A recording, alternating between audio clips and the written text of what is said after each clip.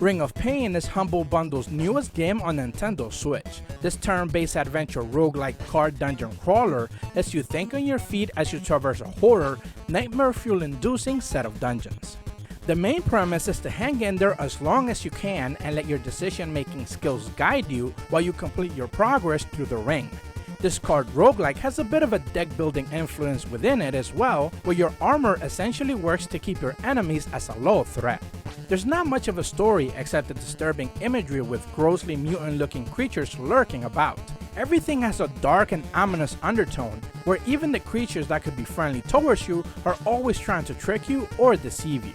Once in combat, you're presented with two cards and the option to go left or right. The end goal is to reach the exit by any means necessary as you make your way through the circular ring. Dispose of enemies, gather loot, gain buffs and souls to proceed and reach that all-important exit with some HP to spare.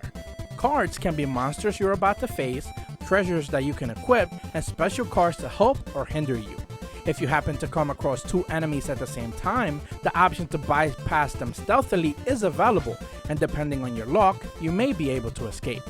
Enemies have a damage output, a set speed, as well as HP. All of these stats are privy to you at all times so you can make the proper decisions. Their damage indicates how hard they'll hit you, and the speed decides who gets to go first. If you take out an enemy, you're given their soul, and the total amount is based on their strength. Souls can be used as a currency with various things. Each decision that you make is counted as an action, meaning that you can go for a potion next to a monster and they have the freedom to then attack you. You have the option to collect stat boosts, accrue more health, gain more passives, raise your speed, and even your damage based on the gear that you equip. Choosing which armor pieces you get to keep is important as you come across them in the hunt. Knowing when to balance your energy, HP, and progression are the key to a successful hunt.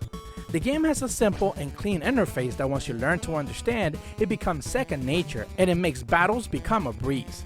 Stats and percentages are clearly laid out before you at any and all times. Doors can be used to bypass certain encounters or tricky situations, but be careful on what symbol is on top. It usually displays what could be waiting for you on the other side. There's always a sense of planning with games of this nature, but sometimes they never go as planned. You may choose to go and ready to scavenge or avoid monsters, but the game has other ideas. It's tough to strategize in randomly generated dungeons, but that's why knowing that you're gonna die early and often is usually a good mindset to have. Ring of Pain visually stands out apart from other games in the genre.